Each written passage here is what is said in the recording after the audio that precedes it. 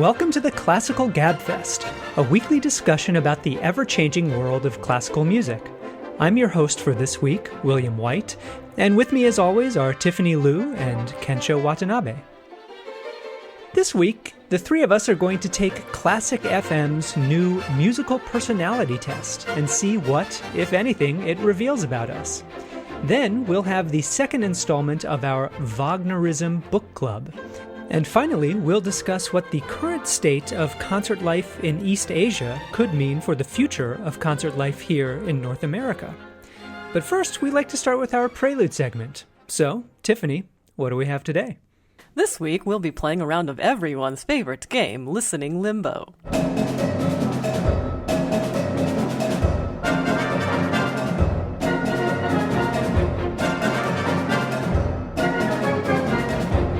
In this game, I will name a category of works, say, for example, Beethoven symphonies, and our contestants will wager the amount of listening time they think it would take them to identify a piece in that category. After the wagers are in, they'll each hear the clip for the amount of time that they've wagered, and the contestant with the correct answer in the shorter amount of time wins the round. We have 3 rounds today. You two ready to play? Bring it on, Will. Oh, I can't wait. Okay. So our first category for your wagering pleasure is Mozart opera overtures. Well, given the fact that I got the Mozart opera overture correct last week from just hearing 3 bars of a D played on a viola, I'm feeling pretty confident about this round. Okay, Kensho, you're up. What is your wager? I will wager 4 seconds. That is a swing of a bet. Come on, Will. You expressed confidence. Yeah, and so of course the question of this game is always how confident am I in your ability to be able to do your wager. Can Kensho figure out a Mozart opera overture in 4 seconds? He probably can. I believe in him in this. So I'm going to bid. Might as well bid 3 seconds. How you like them apples? Okay, Kensho, you're up. Okay, all right.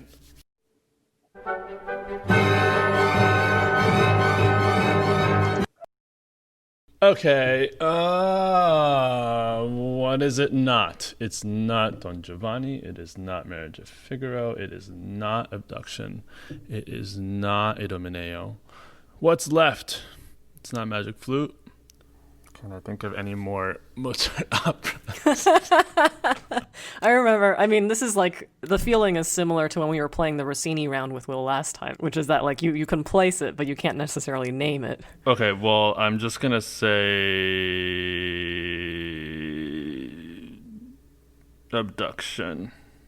Okay, Kensho, if that's your guess, that is incorrect, as you, I think, probably already knew. This is the overture to La Clemenza di Tito. Clemenza. Okay. We'll go to Will now and see whether he can do his reduced bid.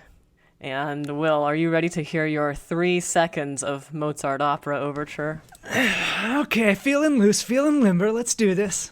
Okay, here we go.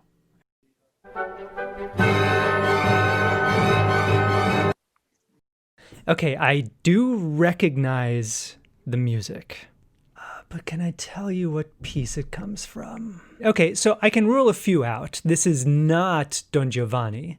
This is not Marriage of Figaro. I have conducted the Clemenza di Tito overture before. I don't think this is that. I have played the Entführung aus dem Serail, and this could be that. I think it's got to be one of those two. I don't think it's Così. I'm going to go back. I think it's Clemenza, La Clemenza di Tito. Good job. I got it? All right. Okay, so with Will winning with his shorter bid and guessing correctly La Clemenza, we have 1 point Will, 0 points Kensho. Next round. Brahms chamber music. Well, let's see. Just surveying the landscape here. We have 3 string quartets. We have a horn, violin, piano trio. We've got the string sextet. And then there are, I want to say, 2 piano quintets and 1 piano quartet. I might be slightly off about that. So with that in mind, I feel... I'm not super confident in this round. I mean, there are a few of those that if I heard it, I would know immediately what it was. So I'm going to go ahead and wager 8 seconds. Okay, 8 seconds down on the record for Will White. KENSHO, what is your counter bid? I feel better than I do for the Mozart overtures, but yeah, I don't like playing it safe. Let's go 7 seconds. All right. Will, here are your 8 seconds of Brahms chamber music.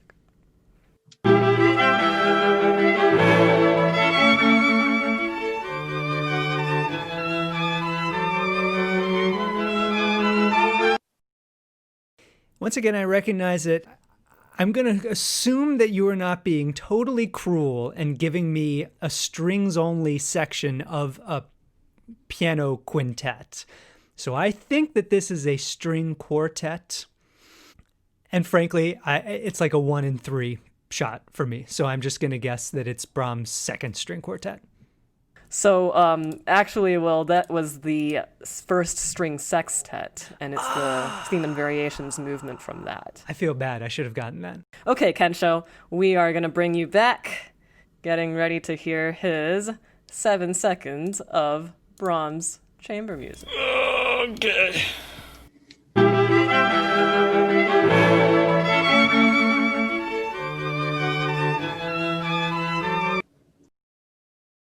Okay, so it is definitely a Brahms sextet. I just have to make sure that it's not don't name the wrong one. So it's either a B flat or G major.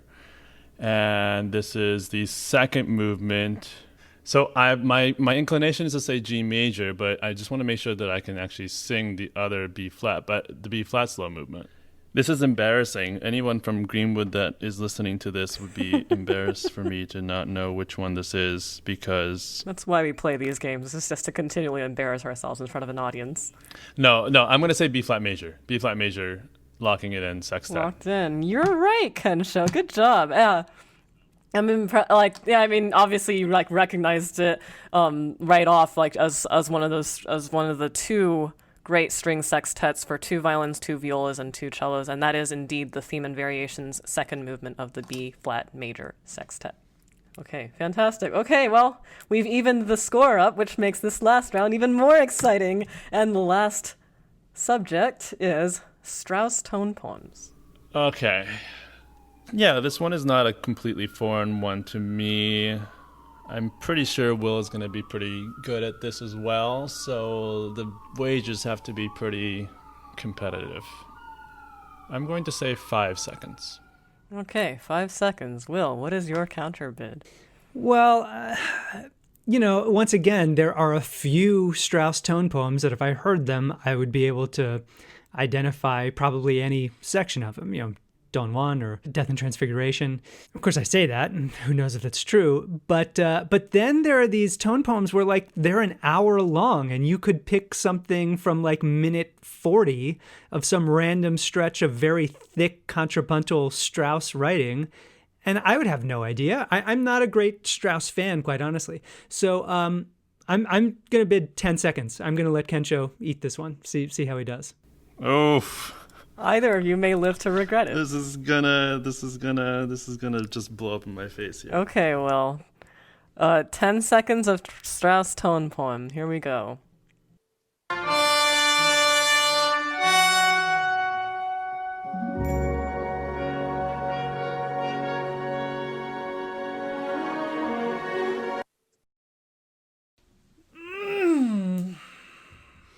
Well, I don't think it's any of the ones that I mentioned that I would know automatically.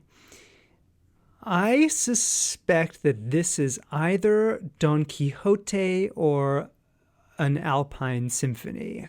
Now, I didn't hear a solo cello, which is sort of the defining feature of Don Quixote. I did hear Well, or did I? Maybe I did hear solo cello. I'm going to guess that. Why not? Okay. Don Quixote. Final answer. Okay. Well, you didn't hear a solo cello, but it is in fact Don Quixote. Very nice. I don't know how I got that. That was pretty much luck, I have to say. Okay, KENSHO. The pressure's on. Oh, no. Okay. Okay, 5 seconds of your Strauss tone poem coming right up.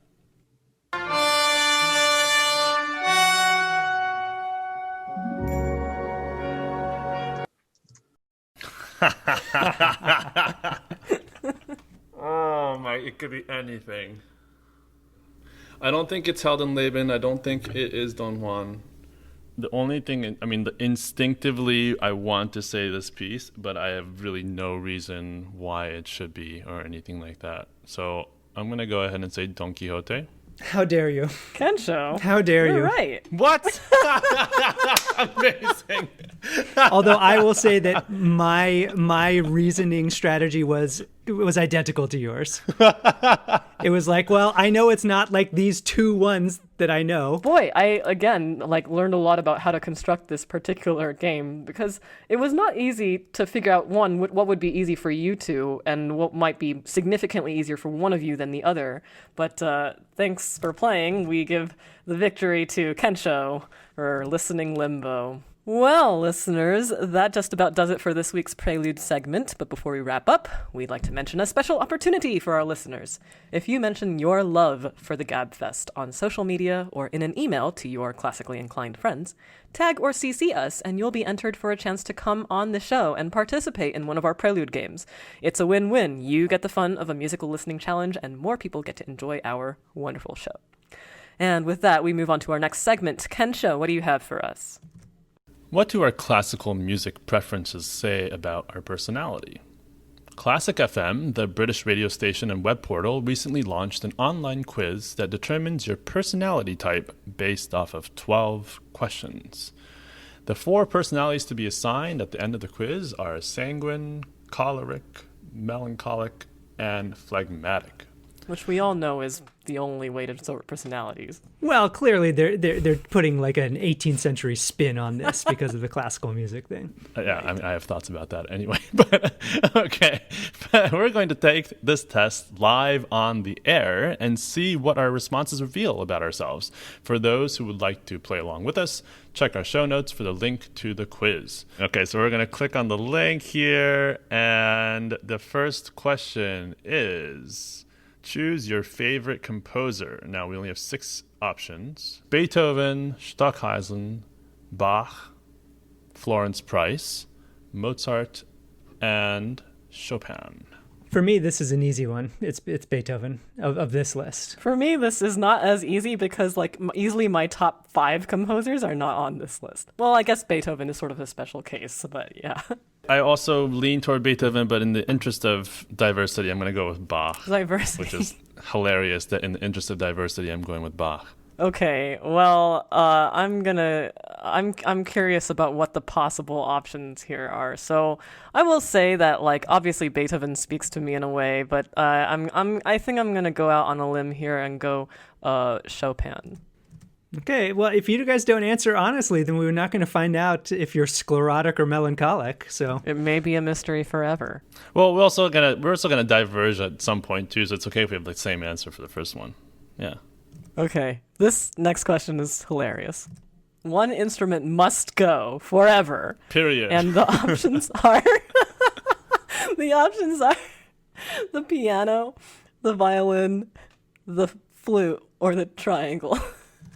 I mean, okay, this is already, I would love to see the stats. I would love to see the stats on this particular 4 options because I'm pretty sure it's going to be stacked overwhelmingly for the triangle. I don't think there's any diversity here. I'm just going to say we can hit any number of things that can sound kind of like a triangle.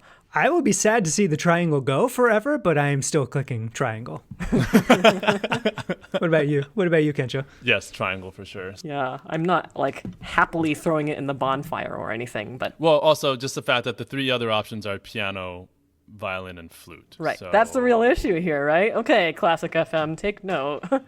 Okay. Question 3. The Baroque period produced the best music. True or false?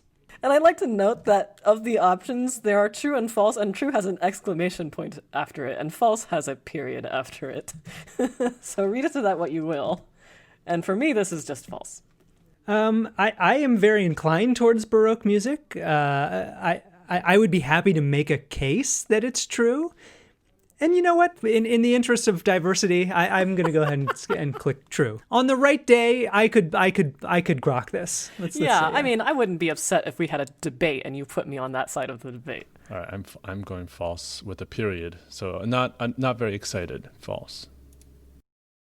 Oh, interesting boy, question here. people. Okay. We are back Oh at my a goodness. Classical Gabfest discussion point. Question 4 is, which piece is playing at your wedding? And here are the options. You have Bach, Jesu, Joy of Man's Desiring, a classic. We have our Pachelbel Canon in D. Then we have Elgar Salut d'Amour. And then the Forêt Cantique de Jean Racine. And Vidor's Toccata in D major. Will, if you do not pick Vidor, I will hurt you. Well, good luck with that, since you are 3,000 miles away from me. I'll find a way. I'm stuck between, in a way, after my totally normcore, contrarian take about the Pachelbel canon, I'm almost tempted to put that, but I'm actually a little bit stuck between Forêt Cantique de Jean Racine and the Vidor Toccata. Because I'm afraid of Kensho and his arm's reach, I'll go ahead and put the Vidor Toccata. I think that's a cool piece. I don't actually know the Forêt. Oh, it's a choral piece. But I can't imagine. I mean, am I having a choir at my wedding? Probably not. Sucks to be you. I think I'm gonna go Salut d'Amour. I thought you might do that. You're so sclerotic. I would have guessed that. Yeah. You have me pegged, Will. Kensho? Well, it's certainly not the music that I actually did play at my wedding, but I was actually leaning toward the Elgar as well. So Salut d'Amour. Next. Quickfire, strings or brass? Well, there's no diversity here. Strings. Yeah, sorry, brass players, we're going strings. All right, we have another little quickfire here. Medieval or 21st century? This is not easy, actually, but... Wow, guys, thanks a lot for supporting your colleagues in the field.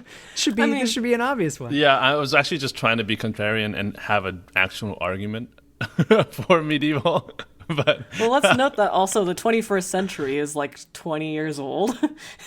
And if we're going to take medieval, that's several hundred years. Yeah, well, but not several, several hundred years of Gregorian chant. Okay, get hype. Okay, yeah, fair enough. Yeah, that's fair. We live here. Oh. Ooh, I like this one. Yeah, this is a good one.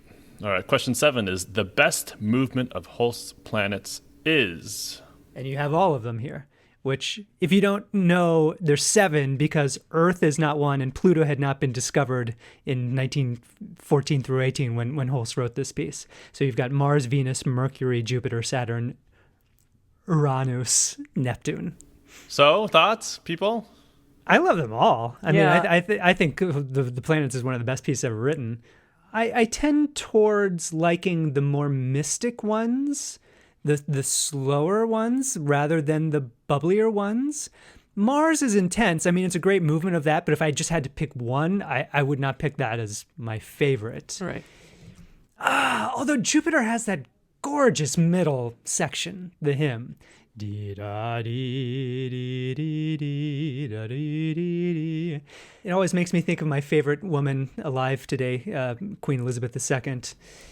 I'm going to go with Jupiter, the bringer of jollity. That's going to be my lock-in. So All right, freaking well. bizarre. Your train of thought. I just can't. I don't. It's amazing. All right, well, what are you picking? I'm picking Uranus. Kensho, please. I know that your arm is long.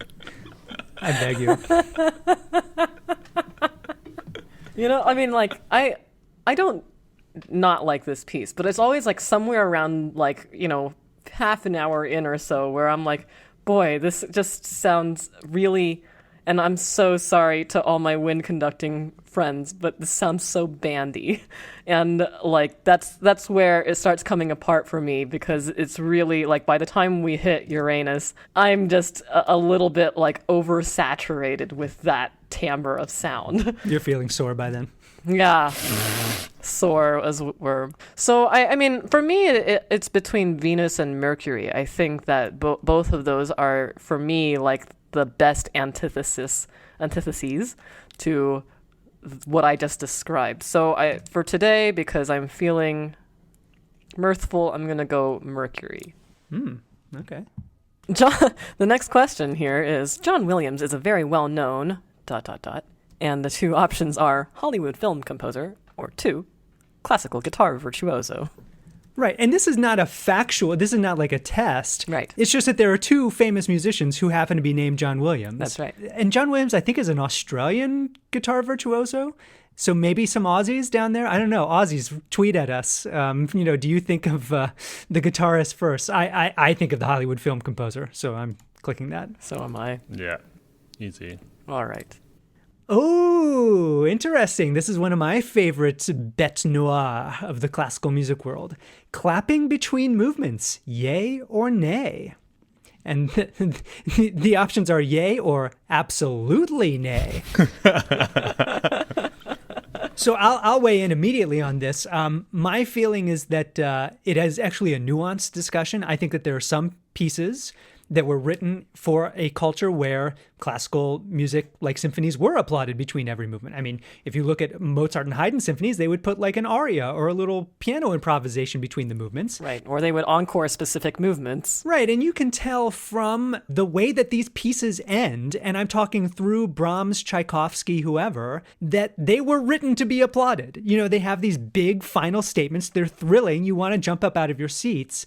It is a post-Victorian, post-Wagnerian cultural shift where we're not supposed to applaud movements. And I don't think that you should applaud a movement where the composer did not intend it to be applauded. Even people like Mendelssohn and Beethoven, you can tell that they were trending towards that in like their violin concertos, where they would write these little interstitial things to connect the second and third movements.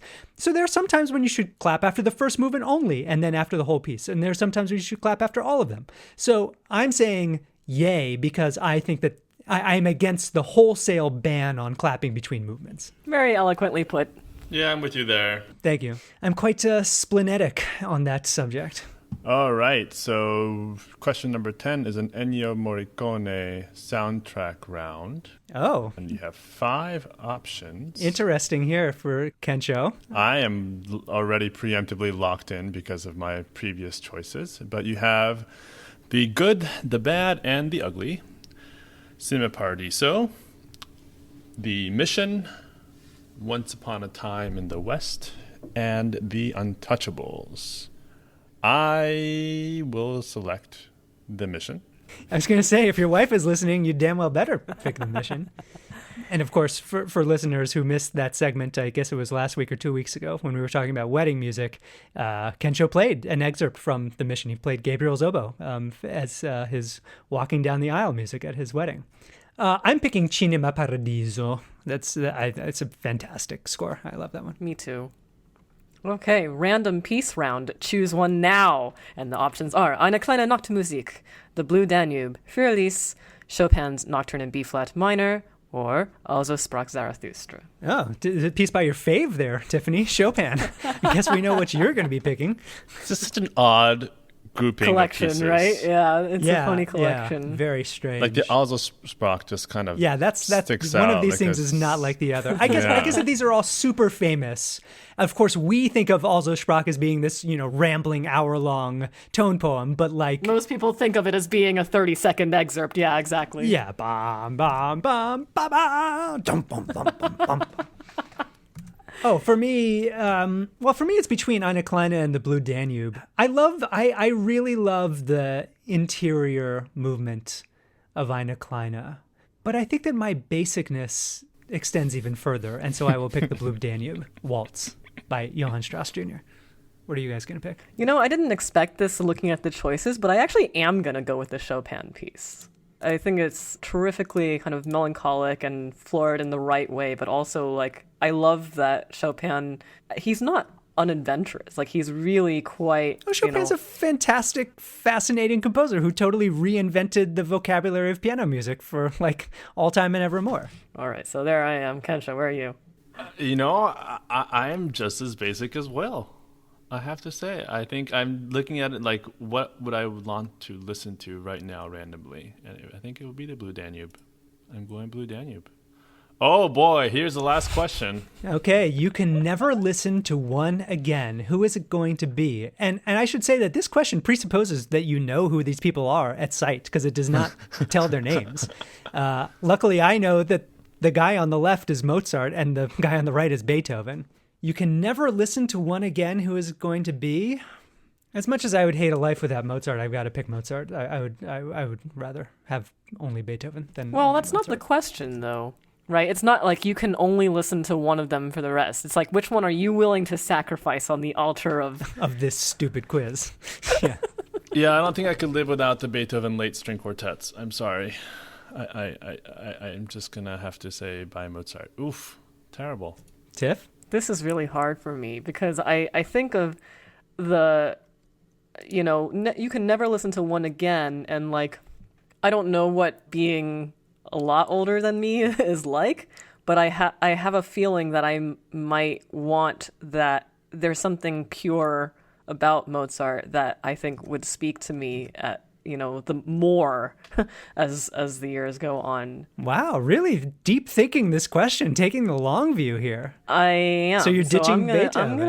I'm gonna go Mozart. What? You're keeping Mozart, ditching Beethoven. I am keeping Mozart and ditching Beethoven. I'm sorry, Ludwig.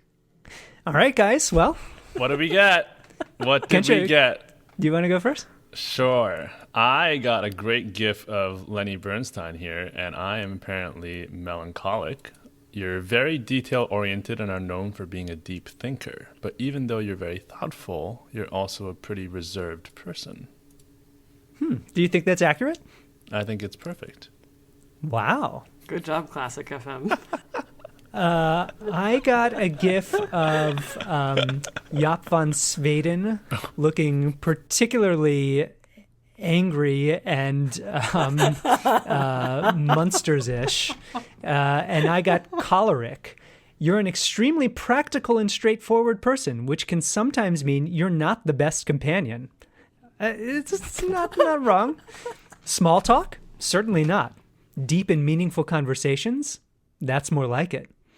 What? I think I don't think that's exactly right. No, I don't think so. I'm more of a medium talk person. Well, we did the diversity thing right, guys, because I got phlegmatic, and the gif is of Gustavo Dudamel looking very jolly as he swings back and forth with his baton pointed all the way to his left. And the summary says, you are a very relaxed and easygoing person who cares a lot about others, though you often try to hide your emotions. Sound like you? And I have to say, kind of? You care about other people. I would say that that's accurate from that description. Okay, fair enough. I'll take that. All right, listeners, those are our results. Go ahead and take the quiz and let us know what you get. Will, what do you have for our second topic?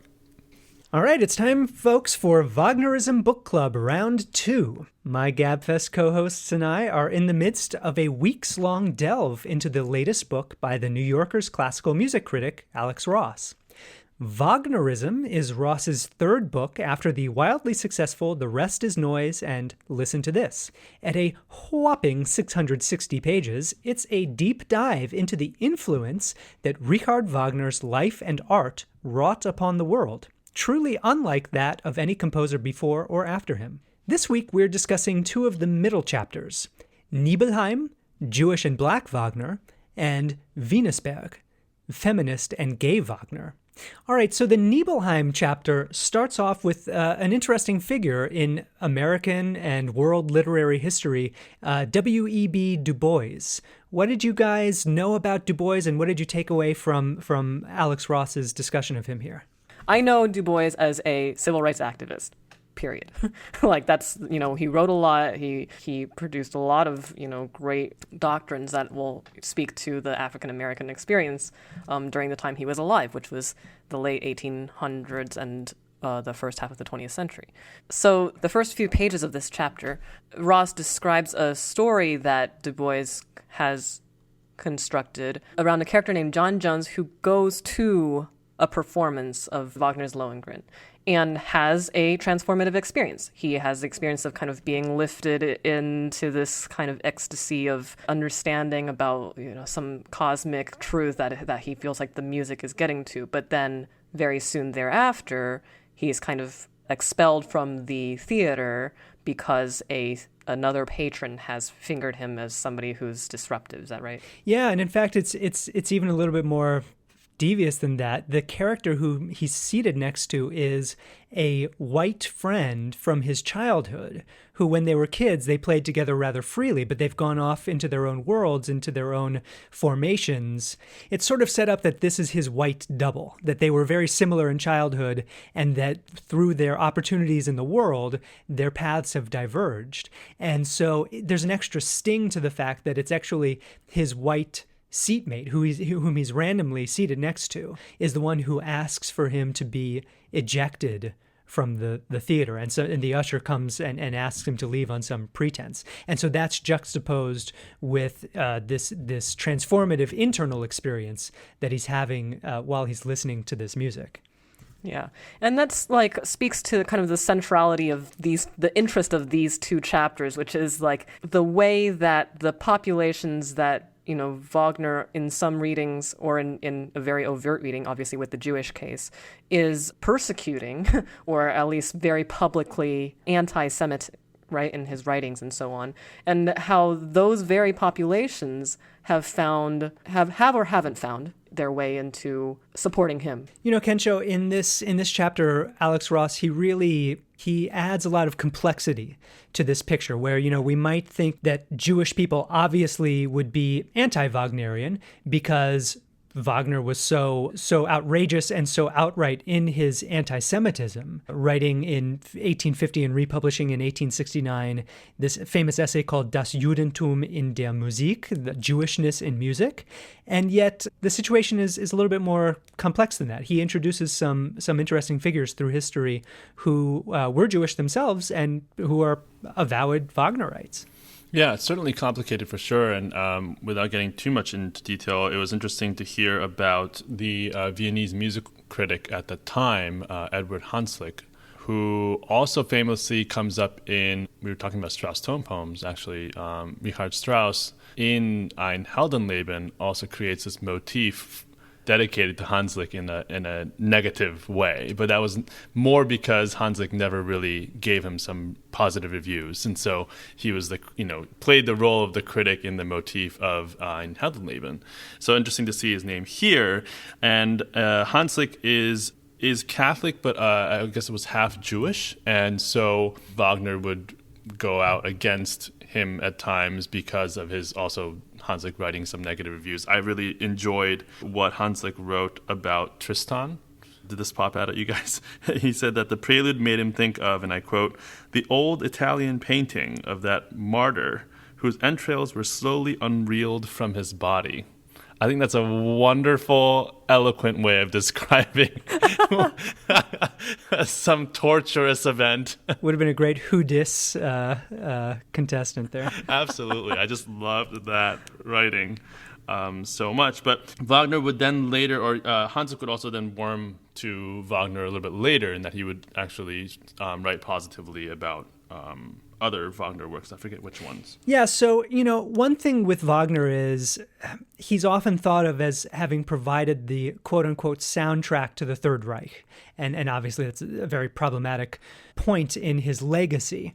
But Wagner did not know Hitler. He did not know of Nazism. But certainly he contributed with his thoughts and his writing into a sweep of anti-Semitism that was taking over Europe and that would lead to Nazism and the Third Reich. But Alex Ross introduces us to a personage, a historical person who I had never heard of before, named Houston Stewart Chamberlain.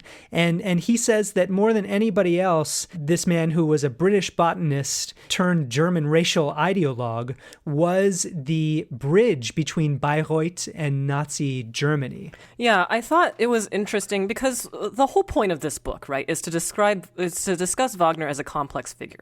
And we find that increasingly hard to do, perhaps in today's environment, where we have essentially the continued rise of identity politics to describe what, people think and whether that, underlies their art or not. And I think that this book sets out to make that a full picture. With this person, Chamberlain, there is no such effort, right? I mean, Ross describes him as pretty deplorable, actually. I forget what the exact word he used was, but like it's kind of facile pretending to knowledge with his philosophical writings that seem to co-opt things that Wagner had written and maybe oversimplify or use them to... He kind of whitewashed away Wagner's anti-Semitism. He kind of put a more pleasant face on it. Yeah, which did lead to some conflict between the two. Like, it wasn't a, wholesale... And this is what we see, right? Like, Ross picks out a couple of examples of particularly Wagner's really anti-Semitic later works, writings, we'll say. And we see that those are brought to bear in what Chamberlain says, but there are many points in Wagner's public speaking, private writings, and public writings that show that he wasn't so unconflicted.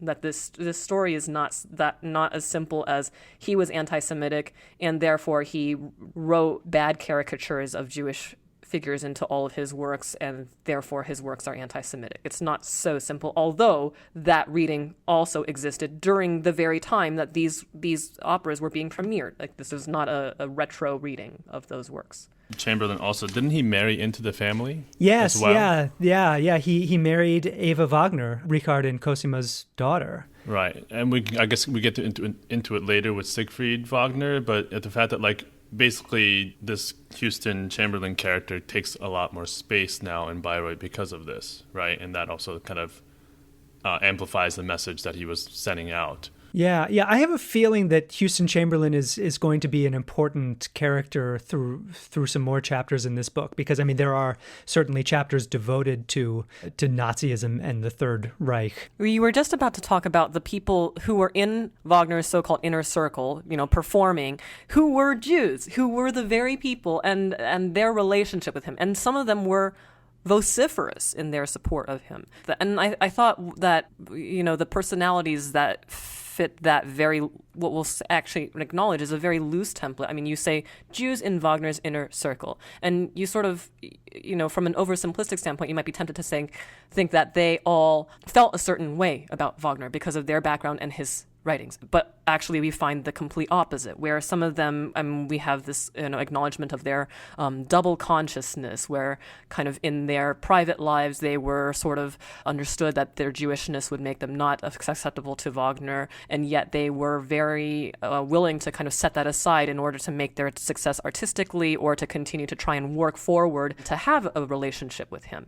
And then we have this sort of interesting perspective from Wagner. Ross cites a very interesting quote that Wagner wrote about his Jewish colleagues, which something kind of amounts to keep your friends close, but keep your enemies closer. It's kind of like that. It's a very strange, tortured explanation where, obviously he was doing double somersaults in his head to deal with this, much as like Hermann Levy was doing it in his head. It's very strange. And then there's an aspect of where, are Jews doing this just to kind of survive within the system? Because there was this language surrounding and embedded into Wagner's works that was a purification language, like a sort of opening of a window whereby he thought that Jews might achieve salvation or be assimilated successfully, as opposed to what he perceived that they had been doing, which is essentially kind of piggybacking on, real German culture. We find, in Wagner's works, and this presumably is what allows even folks that Wagner spoke out against, by having that transformative experience of sitting there listening to the prelude to Lohengrin, is there such thing, and this is such a hard question to ask, right? This is the question we have to ask when we're talking about Wagner. Is there such thing as intellectually pure art? Or is that kind of an overvalued concept?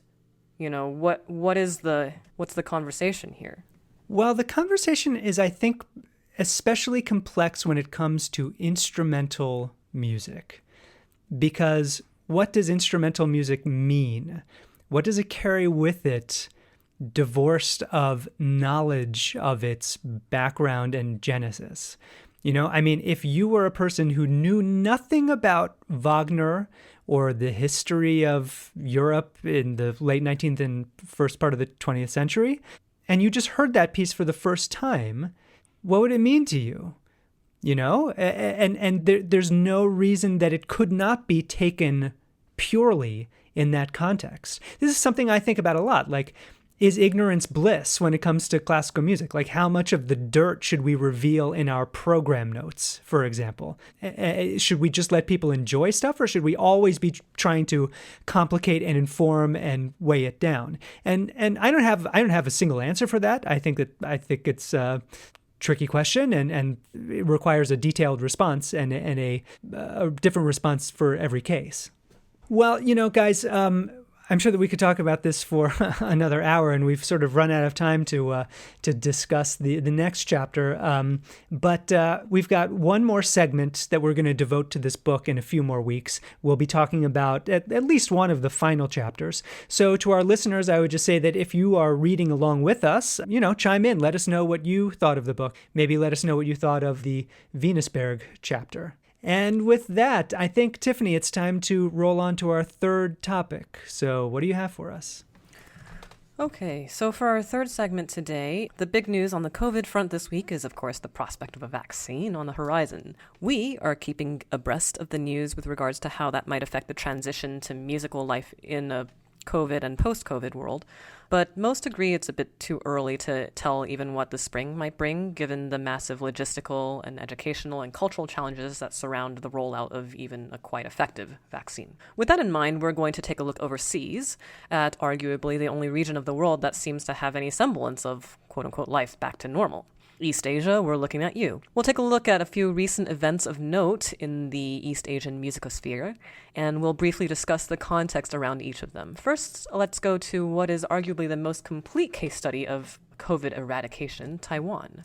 It's funny you're starting there. I was in Taiwan in January for a conducting gig. It was right when the coronavirus in Wuhan was, basically had just kind of broken into international news. And, when you got off the plane, there was all of this health authorities saying that, if you got a temperature, you had to immediately report in. And I was just like, oh, yeah, I guess that has to do with that thing that's going on over in Wuhan in China. But, Taiwan takes these things very seriously. They're very good at testing and tracing, and they have pretty much eradicated it to the point that there was actually a big festival, and not even a classical music festival, but like an EDM outdoor festival. Listeners, you should click on the link in the show notes and look at this picture, because it's like, anxiety inducing. It's crazy. Yeah. So this is like thousands of people staring at a big outdoor stage. There's like flames billowing up from these canisters down there. This looks like a major music festival that you would see in America or Europe or Asia in 2019. So clearly things are pretty back to normal there. Yeah, and we have another interesting, I think one of the interesting aspects of the success of Taiwan's response is they were able to completely seal off their borders. It's an island. It's a really small island. And yes, population is high, but also social buy-in is also high. So they were able to enforce lockdowns and closing the borders in an extremely complete way. And so they find themselves in, I guess, what we'll call a post-COVID world. We have another example of an event that's happening on another Asian island. KENSHO, would you mind telling us a little bit about that? Sure. It certainly did not attract thousands and thousands of people, but also something that is a unicorn in what's going on in the last few months is that the Vienna Philharmonic went on tour to Japan with none other than Valery Gergiev, who was the king of the orchestral COVID-era touring. Activity, yeah. Quite busy guy during the pandemic, for sure. The Vienna Philharmonic went on tour to Japan. Right now, in terms of the general Japan coronavirus response, if there is anyone that wants to get into the country, they are subject to a 2-week quarantine. From what I understand, directly off of the plane, once you pass immigration, you are ordered to go to an airport hotel to quarantine for 2 weeks unless you have some safe way of getting to your place of lodging, which means you cannot use a taxi. You cannot, I think somebody from your family has to come and pick you up in order to be able to spend your quarantine in the place that you wanted to stay. So those things are pretty rigid, yet the Vienna Philharmonic, at the behest of the Austrian Chancellor, was able to get a waiver for these 2-week quarantine so they could actually just fly right into Japan in November. I think their first concert was November 5th. And the tour just ended, I think, on the 14th or so. So they were there for a little bit more than a week without any quarantine. And from the press releases, it says that the orchestra basically stayed in their hotels the whole time unless they were traveling by specially chartered buses and specially isolated train cars in the bullet trains when they were traveling. So where I'm a little bit very interested in what was going on is when you're on tour, as someone has gone on tour to Japan or Asia from a Western orchestra, is that if you're not performing or rehearsing, you want to be going outside and experiencing what's out there in the city. And Japan is really interesting in that they haven't really instituted any kind of stringent lockdown procedure really ever during this time. So the presumption is that even if they, let's say 2 musicians wanted to go out for a beer, I don't think that it would have drawn that much attention in terms of, how would anyone know if they're breaking quarantine or not.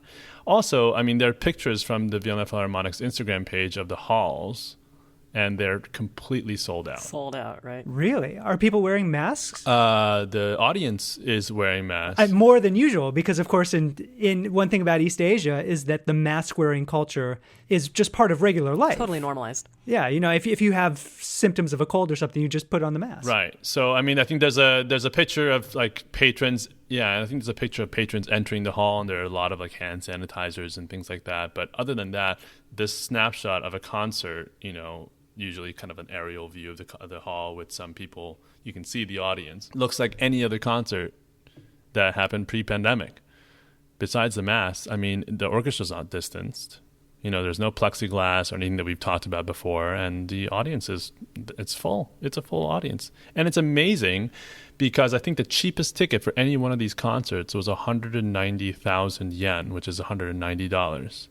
Well, the Japanese do love their Viennese musicians. Do you think that if, presumably there haven't been a lot of orchestral concerts, although I don't know this in Japan during this time, but let's say that if, New York Phil were able to go through whatever combination of safety things, was able to pull off an enormous comeback concert tomorrow, what would those ticket sales, what would those ticket prices be like? That's what I'm wondering. I think you have to pay people to convince people to get into the hall here, though. Yeah. But wait a second. But KENSHO, you just conducted a concert in Rhode Island last week. No, but think about it. I think it's 2 separate things, right? It's one thing to ask, patrons if they would like to come to a concert where the capacity of the hall is, 1,000 people, and they're saying, well, we're going to include 75 people in a 1,000-seat hall. It's another thing during a pandemic to say we're going to sell out Suntory Hall and you'll be packed in there. And it's not even just sitting at the concert, but going to the bathroom or milling about, getting your coats or whatever. There's so many points where there's obviously no distancing involved. Here's the thing, right? And, I'll throw in our final, example here, which is that Beijing held a classical music festival about a month ago. It was about 3 days from October 17th to 20th. And they brought in a full orchestra from Wuhan, which was the origin of the pandemic virus. And they had, 3 days, 240 hours of streaming content, as well as many, many hours of live content and full-scale Beethoven celebrations and the whole bit, right? And these 3 events presuppose a robust response prior to their existing, right? Which we obviously have not had. We have had the opposite of that. And so, if I may kind of push us into a discussion of what our futures might look like, we can dream about this stuff, but like, I don't think it's anywhere close to what we as a society can do to cast aspersions on what these countries have done. Because I know for a fact that, for example, in China, which obviously has the most porous, it's the hardest to control the spread of the virus in mainland China compared to Japan and Taiwan, right? And they have had, since, the virus broke in January, February, a series of extreme and immediate and rolling lockdowns. Since then, it's like if you have a couple cases pop up in a locale, the entire district is shutting down for several days while they figure out where it came from. That's just built into the fabric, as well as the, obviously repeated instances of these kinds of responses generate civic buy-in, especially if they're shown to be working. And so, I'm not saying it's not our place, but like, to cover these things the way that the American media almost always covers things going on in other countries, which is to say, look at all these idiots over there and the way that they're handling things. It's like, it's really like, just hold up a mirror, please. Well, it's true, but the Chinese central government is a totalitarian regime in some respects, and that accounts for their great success in an endeavor like this. That can quash something. Now, then we can look at Europe, too, which is not a set of totalitarian regimes, where the success has not been as good as China or Japan or Taiwan. But what have they done? Whenever they've had a lockdown, they have paid people and they have supported their arts sector. Whereas, of course, we do neither of those things. We neither have a real lockdown, nor do we financially support our arts sector. So, look, we've talked about this before. I don't want to get too hung up on this. Irreversible damage is taking place in this country. But it is great to look at what a new normal might be like. And, I was of the impression that we would have a vaccine rollout in the spring and the summer, and that things would basically be back to normal here in the beginning of the 21 season, in like September, and don't listen to me. I get all my information from podcasts, so take this for what it's worth. But, what I keep hearing now is, well, it's not going to be quite normal. In fact, it's never going to be normal again, until this virus is eradicated from the face of the earth, like a smallpox or a polio, that things are never going to be quite the same. And in fact, I actually hope that North America looks a little bit more like Asia in terms of, if you feel like you have a cold, you put on a mask before you get onto the bus or before you go to the concert hall, and that just becomes a regular part of life. I remember going to Asia for the first time 10 or 15 years ago. I was in Japan and just looking around and being like, oh, all these people are wearing masks. And then somebody explained it. Oh, well, it's like if you have a cold, you do that because you care about other people and you don't want to pass along this bug. One thing that I can imagine happening when we go back to quote-unquote normal is we're still going to have tests. We're still going to need tests. We're still going to have an infrastructure that allows testing to be possible. Who is going to take on the brunt of that testing? It's going to be us. Us in the organization and the individual sense, the same as it has been since February. It's going to be on us. And that fundamentally, I think, is going to really point towards what the diversion from normal will feel like. It's possible we can be very extreme and say, well, this might have to fundamentally alter the business model of performing arts organizations because we have to have this budget now, because we've taken on this pandemic response department, essentially. Our orchestra is going to have to field a pandemic response department from now on. We'll keep an eye on the goings-on across the seas, across both ponds, right? Because there's lessons for us to learn from both of them. And of course, we're going to address this in our own uniquely American way. And what that looks like, I hope that we all have a chance to determine. Well, with that, I think it's time to wrap up our episode with the classical mixtape. KENSHO, why don't you bring us in there. In our classical mixtape, we each recommend some music that's caught our ear this week to share with our listeners. So, Will, what do you have this week? This week I'm recommending music by a young musician who I've just been following for a number of years. I think is a very talented composer. This is Timo Andres, who is a Brooklyn-based composer and pianist. He's been publishing a lot of videos since work kind of dried up a few months ago. And the piece that I'm recommending of his is called Three Suns, as performed by the violinist Rachel Lee Priday, who is actually a faculty member where I am in Seattle at the University of Washington.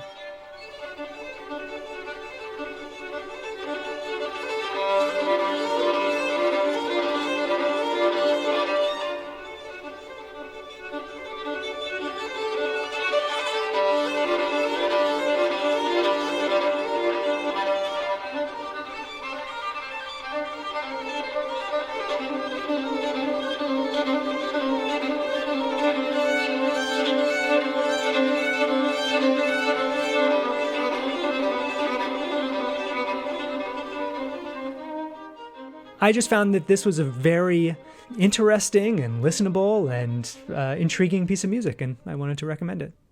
Thank you, Will. And Tiffany, what do you have for us? While compiling this week's Listening Limbo game, I revealed that one of my top categories in all of music, Brahms chamber music, and so I'm throwing in a recording of Brahms' Opus 111, which is a viola quintet, so a viola plus a string quartet. He has two that fall into this category, and this is the latter. In fact, this was supposed to be his salutary piece to composing.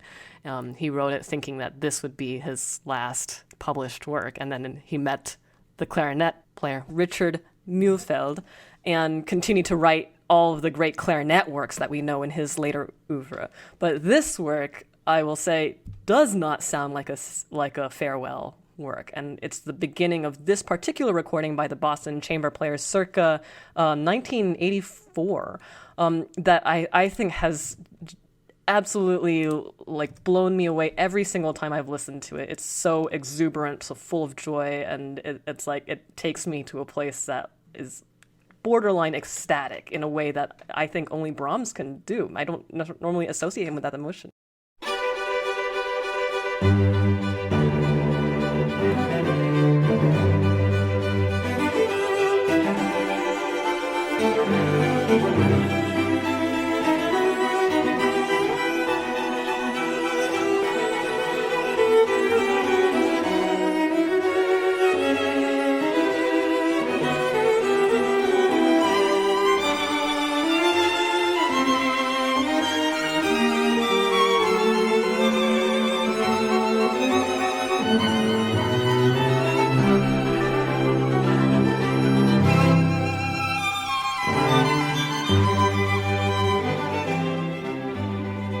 I love this piece, and it's funny that we didn't mention these viola quintets. Is it just one viola quintet? No, it's two, right? There's two. There's an earlier one in F major, which is good, but not this good. I think this one just takes the cake. It's so over the top in a way, and magnificent. It's one of my favorite chamber works of all time. Thank you, Tiffany. So I did a little bit of digging after reading Wagnerism this week, and one of the names that came up in the Nibelheim chapter of Wagnerism was Giacomo Meyerbeer, who was a German-born composer who was Jewish but wrote French opera. And I was interested in learning a little bit more about one of his operas, Les Huguenots. And I found an aria sung by the wonderful soprano Montserrat Caballé, and I picked out one of them for you. The aria's title is Au beau pays de la Touraine.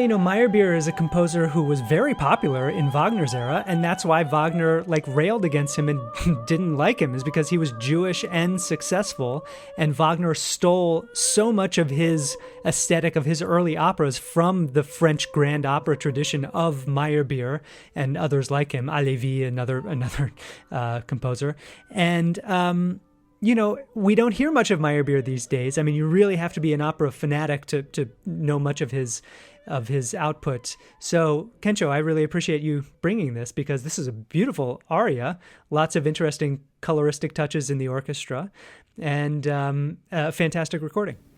All right, well, that wraps up our classical mixtape. You'll find the links to all these and to our full classical mixtape playlist in the show notes. And with that, it's time to wrap up this episode of the Classical Gabfest. I'm William White, and on behalf of Tiffany Liu and KENSHO Watanabe, I'd like to thank you so much for listening and to encourage you to subscribe and rate us on Apple Podcasts. We'd also love your help spreading the word about the show on social media, where you can find us on Facebook, Twitter, and Instagram. You can reach us at classicalgabfest@gmail.com, and we'd love to hear from you. Until next time, happy listening, and we'll be back with you next week.